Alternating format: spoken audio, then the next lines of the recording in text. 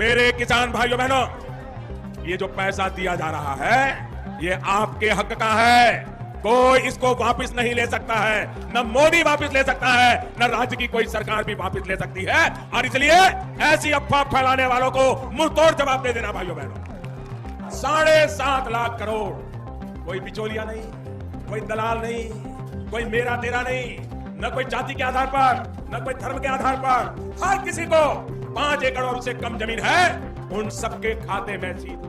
नमस्कार दोस्तों, स्वागत है आप सभी का आज के मुख्य समाचार में। आज का दिन देशवासियों के लिए कई बड़ी घोषणाओं और अहम अपडेट से भरा हुआ है। सबसे पहले बात करते हैं आम जनता की जेब से जुड़ी खबर की। सरकार ने फैसला किया है कि हर परिवार के खाते में सीधे 7,500 रुपए की सहायता राशि भेजी जाएगी। यह कदम आम आदमी को आर्थिक सहारा देने के लिए उठाया गया है। इसी के साथ पेट्रोल, डीजल और LPG गैस सिलेंडर के नए रेट जारी हो गए हैं। कहीं कीमतों में राहत दी गई है तो कहीं थोड़ी बढ़ोतरी हुई है। किसानों के लिए नई सब्सिडी स्कीम और पेंशन योजना का लाभ लाखों लोगों को मिलेगा। युवाओं के लिए रोजगार के नए अवसर भी खोले जा रहे हैं। दूसरी ओर मौसम विभाग ने कई राज्यों में भारी बारिश का अलर्ट जारी किया है। कई हिस्सों में बाढ़ की स्थिति बन सकती है, जबकि कुछ इलाकों में तेज धूप और उमस लोगों की परेशानी बढ़ा रही है। आज के दिन बाजार की हलचल पर भी नजर रहेगी। सोना और चांदी के दामों में तेजी दर्ज की गई है। शेयर बाजार में उतार चढ़ाव जारी है, जो निवेशकों के लिए बड़ा संकेत है। दोस्तों, कुल मिलाकर आज की बड़ी खबरें सीधा असर डालेंगी आपकी जेब, आपके कारोबार और आपके परिवार की जिंदगी पर। तो आइए शुरू करते हैं मुख्य समाचारों का सिलसिला। आज की हमारी शुरुआत होती है एक ऐसी योजना से जो देश के कारीगरों, शिल्पकारों और छोटे उद्यमियों की जिंदगी बदलने वाली है। प्रधानमंत्री विश्वकर्मा योजना 2025 के तहत अब तक लाखों कारीगरों को न केवल ट्रेनिंग बल्कि लोन और मार्केटिंग सपोर्ट भी मिल चुका है। सबसे खास बात यह है कि ग्रामीण क्षेत्रों में रहने वाले कारीगरों को हर महीने 15,000 रुपए तक की सहायता दी जा रही है, ताकि वो अपने हुनर को सही मंच दे सके। सरकार का कहना है कि इस योजना से पारंपरिक हस्तशिल्प को सीधा डिजिटल मार्केट से जोड़ा जाएगा, यानी गांव में बैठा कलाकार भी अब अपने सामान को देश विदेश तक बेच पाएगा। इसका फायदा सिर्फ कारीगरों को ही नहीं बल्कि किसानों और मजदूरों तक मिलेगा, क्योंकि ग्रामीण अर्थव्यवस्था मजबूत होगी तो सबकी आमदनी बढ़ेगी। विशेषज्ञ मान रहे हैं कि यह आत्मनिर्भर भारत की दिशा में एक बड़ा कदम साबित होगा। अब बात करते हैं बच्चों और महिलाओं के पोषण की, क्योंकि बिना अच्छे स्वास्थ्य के विकास अधूरा है। बजट 2025 में लॉन्च हुई सक्षम आंगनवाड़ी और पोषण 2.0 योजना ने उम्मीदें जगा दी है। इस योजना के तहत 8 करोड़ बच्चों, 1 करोड़ गर्भवती महिलाओं और करीब 20 लाख किशोरियों को पोषण सहायता मिलेगी। खासकर उत्तर पूर्वी राज्यों और आकांक्षी जिलों पर फोकस रखा गया है, ताकि वहाँ भी कोई बच्चा भूखा या कुपोषित न रहे। दूध, फल और प्रोटीन युक्त भोजन को अब बच्चों के मिड डे मील में शामिल किया गया है। सरकार का लक्ष्य है कि 2025 तक कुपोषण को कम से कम 20% तक घटा दिया जाए। इतना ही नहीं, योजना का एक और मकसद है मछली उत्पादन को 70 लाख टन तक ले जाना, जिससे किसान परिवारों को भी फिश फार्मिंग से अतिरिक्त आय मिले। रिपोर्ट्स बता रही है कि यह योजना महिलाओं और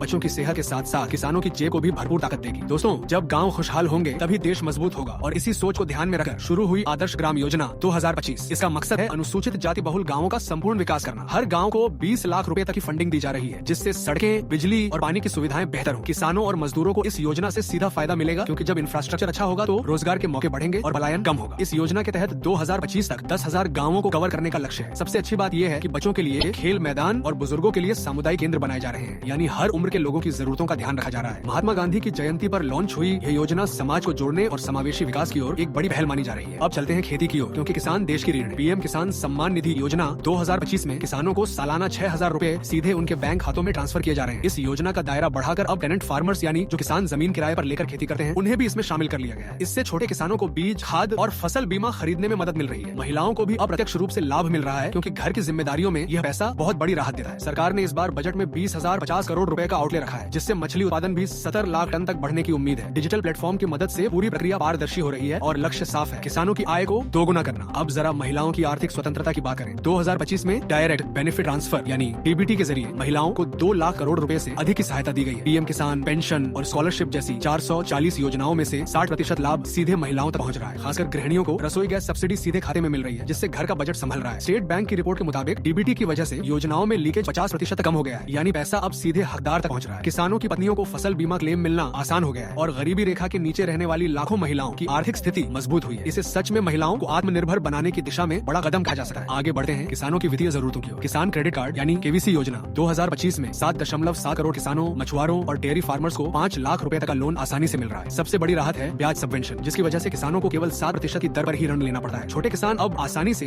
बीज और खाद खरीद सके और सिंचाई के साधनों पर भी निवेश कर सके। सरकार का लक्ष्य है कि 2025 तक 25 लाख नए कार्ड जारी किए जाएं। इसके अलावा डिजिटल ऐप से अप्लाई करना बेहद आसान बना दिया गया है, जिससे किसान बैंक की लंबी कतारों से बच सकें और सीधे अपने मोबाइल से लोन के लिए आवेदन कर सकें। अब बात करते हैं उद्यमिता की, खासकर महिलाओं के लिए। स्टैंड अप इंडिया 2025 का मकसद है SC, ST और महिलाओं को अपना खुद का कारोबार शुरू करने का मौका देना। इसके तहत 10 लाख से 1 करोड़ रुपए तक के ग्रीन फील्ड लोन उपलब्ध कराए जा रहे हैं। इस योजना से अब तक 5 लाख महिलाएं लाभान्वित हो चुकी हैं और स्वरोजगार की ओर बढ़ रही हैं। खास बात यह है कि सरकार सिर्फ लोन ही नहीं बल्कि ट्रेनिंग और मेंटरिंग का भी इंतजाम कर रही है ताकि महिलाएं अपने बिजनेस को सही तरीके से चला सकें। 2025 तक इस योजना से 1 करोड़ नौकरियां सृजित करने का लक्ष्य रखा गया है। डिजिटल प्लेटफॉर्म से आवेदन करना आसान है और यह योजना महिलाओं को आत्मनिर्भर बनाने की दिशा में मील का पत्थर है। शहरों के गरीब लोगों के लिए भी एक नई उम्मीद लेकर आई है दीन दयाल अंत्योदय योजना 2025। इस योजना के तहत 500 करोड़ रुपए का बजट रखा गया है और मुख्य फोकस है शहरी गरीबों को स्किल ट्रेनिंग देना। खासकर महिलाओं और बुजुर्गों को प्राथमिकता दी जा रही है ताकि वे भी अपने पैरों पर खड़े हो सके। मजदूरों को नई नई तकनीकों की ट्रेनिंग दी जा रही है जिससे उन्हें बेहतर नौकरी मिल सके। सरकार का लक्ष्य है कि 2025 तक 50 लाख लोगों को नाला को इस योजना से लाभ मिले और शहरों में गरीबी दर घटे। इसे शहरी गरीबों के लिए आत्मनिर्भर बनने की दिशा में एक नई क्रांति कहा जा सकता है। कपास किसानों के लिए भी खुशखबरी आई है। बजट 2025 में mission for cotton productivity launch किया गया है। इसके तहत कपास उगाने वाले जिलों में किसानों को वैज्ञानिक सलाह और आधुनिक तकनीक से मदद दी जाएगी। बीज और खाद पर सब्सिडी दी जा रही है ताकि किसान लागत घटा सके और पैदावार बढ़ा सके। सरकार का दावा है कि इस योजना से किसानों की आय में 20% का इजाफा होगा और 2025 तक कपास उत्पादन दोगुना करने का लक्ष्य रखा गया है। इससे कपड़ा उद्योग को भी सीधा फायदा मिलेगा और गाँव के किसानों की आमदनी में भी स्थायी बढ़ोतरी होगी। और अब आखिरी खबर इस हिस्से की, दाल आत्मनिर्भरता मिशन। भारत में दाल हमेशा से एक बड़ी जरूरत रही है और इसी को ध्यान में रखते हुए 2025 में मिशन फॉर पल्सेस लॉन्च किया गया है। इसका फोकस तूर और उड़द जैसी दालों पर है। खासकर हरियाणा और पंजाब के किसानों को बीमा और तकनीकी सहायता दी जा रही है ताकि उत्पादन बढ़ सके। सरकार का लक्ष्य है कि अगले 6 सालों में दालों का उत्पादन 50% तक बढ़ा दिया जाए। मार्केट लिंकिंग भी सुनिश्चित की जा रही है ताकि किसान सीधे अपना माल बेच सके। इससे आम परिवारों को भी सस्ती और अच्छी क्वालिटी की दाल उपलब्ध होगी और भारत आयात पर निर्भरता कम करेगा। दोस्तों, अब बढ़ते हैं हमारी अगली खबर की ओर जो जुड़ी है किसानों की आय और हमारी थाली दोनों से। Comprehensive vegetable and fruit programme 2025 launch किया गया है ताकि सब्जी और फल उत्पादन को आधुनिक बनाया जा सके। किसानों को कोल्ड स्टोरेज पर सब्सिडी दी जा रही है ताकि फसल बर्बाद न हो और सीधा मंडी तक सुरक्षित पहुंचे। इस योजना से सिर्फ किसानों की आय दोगुनी होने का लक्ष्य ही नहीं बल्कि आम गृहिणियों को भी फायदा मिलेगा क्योंकि ताजी सब्जियां और फल सस्ते दाम पर उपलब्ध होंगे। सरकार का इरादा है कि 2025 तक फलों और सब्जियों का निर्यात दोगुना किया जाए ताकि भारत दुनिया के फूड मार्केट में और बड़ी ताकत बन सके। ये योजना खेती को बिजनेस और किसानों को एंटरप्रेन्योर बनाने की दिशा में अहम कदम है। अब बात करते हैं शिक्षा की और वो भी अपनी मातृभाषा में। भारतीय भाषा पुस्तक योजना 2025 लॉन्च हुई है ताकि बच्चों और महिलाओं को अपनी भाषा में डिजिटल किताबें उपलब्ध हो सके। ये पहल स्कूलों के लिए शिक्षा की दुनिया में क्रांति जैसी है क्योंकि अब हर बच्चा आसानी से ऑनलाइन क्षेत्रीय भाषा में किताबें पढ़ सकेगा। इसका फायदा खासकर उन बच्चों को होगा जिनके पास महंगे प्राइवेट स्कूलों की किताबें खरीदने का विकल्प नहीं है। सरकार का लक्ष्य है कि 2025 तक 1 करोड़ किताबें बच्चों को मुफ्त उपलब्ध कराई जाए। इस योजना से न केवल बच्चों की पढ़ाई आसान होगी बल्कि महिलाओं को भी अपनी मातृभाषा में नई जानकारियां हासिल करने का मौका मिलेगा। सच कहें तो यह योजना ज्ञान की दुनिया में एक बराबरी का माहौल तैयार करेगी। आगे बढ़ते हैं खेती किसानी की दिशा में। प्रधानमंत्री धन धान्य कृषि योजना 2025 का उद्देश्य है देश के 100 जिलों में उत्पादकता को बढ़ाना। इस योजना के तहत किसानों को सिंचाई के लिए सुविधाएं दी जा रही हैं। साथ ही फसल स्टोरेज का भी इंतजाम किया जा रहा है ताकि अनाज बर्बाद न हो। सरकार का कहना है कि इस योजना से किसानों की आमदनी में 30% का इजाफा होगा। ग्रामीण इलाकों में यह योजना एक तरह से आर्थिक विकास का इंजन बन रही है क्योंकि जब किसान सुरक्षित महसूस करेंगे तो उत्पादन और निवेश दोनों में तेजी आएगी। इसे कृषि क्षेत्र को टिकाऊ और मजबूत बनाने की दिशा में बहुत अहम पहल माना जा रहा है। अब बारी है मत्स्य पालन यानी फिश फार्मिंग से जुड़ी खबर की। मछली मित्र योजना 2025 शुरू की गई है ताकि फिश फार्मर्स को बेहतर ट्रेनिंग और आधुनिक तकनीक दी जा सके। सरकार ने लक्ष्य रखा है कि 2025 तक मछली उत्पादन 70 लाख टन तक पहुंचाया जाए। इसका फायदा सीधा उन किसानों को मिलेगा जो अतिरिक्त आय के लिए मत्स्य पालन करते हैं। ये योजना न सिर्फ किसानों की आमदनी बढ़ाएगी बल्कि ग्रामीण युवाओं को भी रोजगार का नया अवसर देगी। समुद्री क्षेत्रों और तटीय गाँवों में यह योजना वरदान साबित हो रही है क्योंकि वहाँ के लोग अब सिर्फ मछली पकड़ने तक सीमित नहीं रहेंगे बल्कि मछली पालन को बड़े पैमाने पर अपना पाएंगे। अब जरा बच्चों के पोषण की तरफ लौटे। मिड डे मील योजना 2025 के तहत कक्षा 1 से लेकर 8 तक के बच्चों को पौष्टिक भोजन उपलब्ध कराया जा रहा है। इस योजना से लगभग 12 करोड़ बच्चों को सीधा लाभ मिल रहा है। सरकार का दावा है कि इस पहल से कुपोषण की समस्या काफी हद तक घट जाएगी। गरीब परिवारों के बच्चों को स्कूल में मुफ्त भोजन मिलने से न सिर्फ उनकी सेहत सुधर रही है बल्कि शिक्षा में भी उनकी रुचि बढ़ रही है। माता पिता को भी राहत मिलती है क्योंकि बच्चों का कम से कम एक वक्त का पोषण सरकार की ओर से सुनिश्चित हो रहा है। यह योजना बच्चों के उज्जवल भविष्य की नींव रखने में अहम भूमिका निभा रही है। किसानों की सुरक्षा की दिशा में आई है मेरी पॉलिसी मेरे हाथ योजना 2025। इस योजना का मकसद है फसल बीमा को किसानों के दरवाजे तक पहुंचाना। प्राकृतिक आपदा या अचानक होने वाले नुकसान की स्थिति में अब किसानों को क्लेम लेना आसान हो जाएगा। सरकारी कर्मचारी सीधे गांव-गांव जाकर बीमा की जानकारी देंगे और किसानों को ऑन द स्पॉट बीमा पॉलिसी थमा देंगे। इससे किसान सुरक्षित महसूस करेंगे और उन्हें अपनी मेहनत की फसल बर्बाद होने का डर कम होगा। यह योजना उन छोटे किसानों के लिए भी बहुत मददगार है जिन्हें बैंक या ऑफिस जाकर बीमा कराने में कठिनाई होती थी। अब उनके घर बैठे बीमा उनकी सुरक्षा का सहारा बनेगा। अब चलते हैं स्वास्थ्य की ओर। आयुष्मान भारत योजना 2025 में गरीब और जरूरतमंद लोगों को 5 लाख रुपए तक का मुफ्त स्वास्थ्य कवर दिया जा रहा है। इसका सबसे बड़ा फायदा उन परिवारों को हो रहा है जिन्हें बीमारी आने पर महंगे अस्पतालों का खर्च उठाना मुश्किल होता है। इस योजना के तहत लाखों महिलाएं और बुजुर्ग प्राथमिकता के आधार पर इलाज पा रहे हैं। गाँव के साधारण परिवारों को भी अब बड़े अस्पतालों में फ्री ट्रीटमेंट की सुविधा मिल रही है। सरकार का मकसद है कि कोई भी व्यक्ति पैसों की कमी की वजह से इलाज से वंचित न रह जाए। सचमुच यह योजना गरीब आदमी के लिए जीवनदायिनी बन चुकी है। अब बात करते हैं डिजिटल इंडिया 2.0 की, जो ग्रामीण इलाकों को भी इंटरनेट से जोड़ने का बड़ा सपना लेकर आया है। इस योजना के तहत गाँवों में मुफ्त वाईफाई और युवाओं के लिए डिजिटल ट्रेनिंग उपलब्ध कराई जा रही है। अब गाँव का बच्चा भी ऑनलाइन पढ़ाई कर सकता है, किसान सीधे मोबाइल से मार्केट की जानकारी ले सकता है और छोटे व्यापारी डिजिटल पेमेंट आसानी से कर सकते हैं। इंटरनेट एक्सेस हर व्यक्ति तक पहुंचने से ग्रामीण इलाकों की अर्थव्यवस्था को नई उड़ान मिलेगी। सरकार का लक्ष्य है कि देश का हर कोना डिजिटल रूप से सशक्त हो और डिजिटल इंडिया 2.0 इसी दिशा में बड़ा कदम है। आगे बढ़ते हैं ग्रीन एनर्जी की ओर, क्योंकि आने वाला भविष्य टिकाऊ ऊर्जा का है। ग्रीन एनर्जी सब्सिडी 2025 योजना में किसानों को सोलर पंप लगाने की सुविधा दी जा रही है। सरकार किसानों को भारी सब्सिडी देकर उन्हें सौर ऊर्जा का इस्तेमाल करने के लिए प्रोत्साहित कर रही है। इससे बिजली की बचत होगी और किसानों को सिंचाई के लिए मुफ्त और साफ ऊर्जा मिलेगी। गाँवों में अब सोलर पैनल लगने लगे हैं और इससे प्रदूषण भी कम होगा। यह कदम ग्रामीण परिवारों को बिजली खर्च से राहत देगा और देश को पर्यावरण के लिहाज से भी मजबूत बनाएगा। और अब हमारी इस हिस्से की आखिरी खबर है स्टार्टअप इंडिया 2025। युवाओं को रोजगार देने और उन्हें उद्यमी बनाने के लिए यह योजना एक वरदान है। इसके तहत स्टार्टअप्स को सरकार की ओर से ग्रांट्स और मेंटरिंग दी जा रही है। जो युवा नया बिजनेस शुरू करना चाहते हैं उन्हें मार्गदर्शन और पूंजी दोनों मिलेंगे। इसका असर ये होगा कि देश में लाखों नई नौकरियां पैदा होंगी और आत्मनिर्भर भारत का सपना और करीब आएगा। छोटे छोटे गाँवों और कस्बों से भी अब युवा अपने इनोवेटिव आइडिया को स्टार्टअप के रूप में बदल पाएंगे। सचमुच स्टार्टअप इंडिया 2025 को भविष्य के भारत का ग्रोथ इंजन कहा जा सकता है। दोस्तों, अब आते हैं हमारी अगली बड़ी खबर की ओर, जो सीधे गरीब परिवारों की जिंदगी से जुड़ी है। प्रधानमंत्री आवास योजना ग्रामीण यानी PMAYG 2025 में लाखों गरीब परिवारों को पक्का घर मिल रहा है। सबसे खास बात यह है कि इसमें महिलाओं को प्राथमिकता दी जा रही है, यानी घर के मालिकाना हक में महिला का नाम अनिवार्य किया गया है। यह कदम न केवल महिलाओं को सशक्त बना रहा है बल्कि परिवार में स्थिरता और सुरक्षा भी दे रहा है। जिन लोगों के पास आज तक अपनी छत नहीं थी उनके लिए यह योजना किसी सपने के सच होने जैसी है। गाँवों में जब नए घर बनते हैं तो वहाँ बिजली, पानी और स्वच्छता की सुविधाएं भी साथ आती है, जिससे जीवन की गुणवत्ता बढ़ती है। अब बढ़ते हैं मध्य प्रदेश की ओर, जहाँ लाडली बहना योजना 2025 ने महिलाओं के चेहरे पर मुस्कान ला दी है। इस योजना के तहत महिलाओं को हर महीने 1000 रुपए की आर्थिक मदद दी जा रही है। छोटे परिवारों के लिए यह रकम बड़ी राहत है, क्योंकि इससे महिलाएं अपने घर का खर्च संभालने में सक्षम हो रही हैं। खासकर ग्रामीण बहनों के लिए यह पैसा स्वरोजगार शुरू करने का सहारा बन रहा है। सरकार का कहना है कि यह योजना महिलाओं को आत्मनिर्भर और सशक्त बनाने के लिए शुरू की गई है और आने वाले समय में इससे लाखों महिलाएं फायदा उठाएंगी। ये सचमुच उन बहनों के आय के लिए बड़ी ताकत है जो अब तक आर्थिक रूप से परिवार पर पूरी तरह निर्भर थी। अब चलते हैं महाराष्ट्र की ओर, जहाँ लड़कियों के लिए शुरू की गई है लेक लाडकी योजना 2025। इसके तहत गरीब परिवारों की बेटियों को 1 लाख रुपए की सहायता दी जा रही है। इस पैसे का इस्तेमाल लड़कियों की पढ़ाई और स्वास्थ्य पर किया जाएगा। योजना का मकसद है कि कोई भी लड़की सिर्फ इसलिए अपनी पढ़ाई न छोड़े क्योंकि घर की आर्थिक स्थिति कमजोर है। बेटी बचाओ और बेटी पढ़ाओ की दिशा में यह योजना बड़ा कदम मानी जा रही है। इससे गरीब परिवारों को भी उम्मीद मिलेगी कि उनकी बेटी का भविष्य सुरक्षित है। महाराष्ट्र में यह योजना बेटियों को सम्मान और सुरक्षा देने की दिशा में मिसाल बन सकती है। दोस्तों, किसानों के लिए पानी हमेशा से सबसे बड़ी जरूरत रही है और इसी समस्या को हल करने के लिए शुरू हुई है मगेल त्याला विहीर योजना 2025। इस योजना में किसानों को कुएं खुदवाने के लिए सब्सिडी दी जा रही है ताकि उन्हें सिंचाई के लिए पानी की चिंता न रहे, खासकर उन इलाकों में जहां बारिश कम होती है। यह योजना जीवन रेखा बन रही है। जब किसानों को पर्याप्त पानी मिलेगा तो उनकी पैदावार भी बढ़ेगी और आमदनी में इजाफा होगा। सरकार का कहना है कि यह योजना लंबे समय तक किसानों को टिकाऊ सिंचाई समाधान देगी। इसे किसानों की सुरक्षा और आत्मनिर्भरता की दिशा में अहम पहल माना जा रहा है। महाराष्ट्र में ही एक और योजना आई है जिसने किसानों के बोझ को हल्का किया है। महात्मा ज्योतिराव फुले कर्ज मुक्ति योजना 2025 के तहत लाखों किसानों का कर्ज माफ किया जा रहा है। किसान अक्सर खराब मौसम या फसल की खराबी की वजह से कर्ज के बोझ तले दब जाते हैं। इस योजना से न केवल किसानों को राहत मिलेगी बल्कि मजदूरों और उनके परिवारों को भी स्थिरता का एहसास होगा। जब किसानों पर कर्ज का बोझ नहीं रहेगा तो वे नई ऊर्जा और आत्मविश्वास के साथ खेती में जुटेंगे। यह कदम किसानों की आत्महत्या जैसी दुखद घटनाओं को रोकने में भी मदद करेगा और गाँवों में आर्थिक माहौल सुधारने में बड़ा योगदान देगा। अब नजर डालते हैं शहरी इलाकों। PMAY अर्बन 2025 के तहत गरीब और निम्न आय वर्ग के लोगों को भी पक्का घर मिल रहा है। खास बात यह है कि शहरी क्षेत्रों में महिलाओं को भी घर के मालिकाना हक में प्राथमिकता दी जा रही है। इसका मतलब ये हुआ कि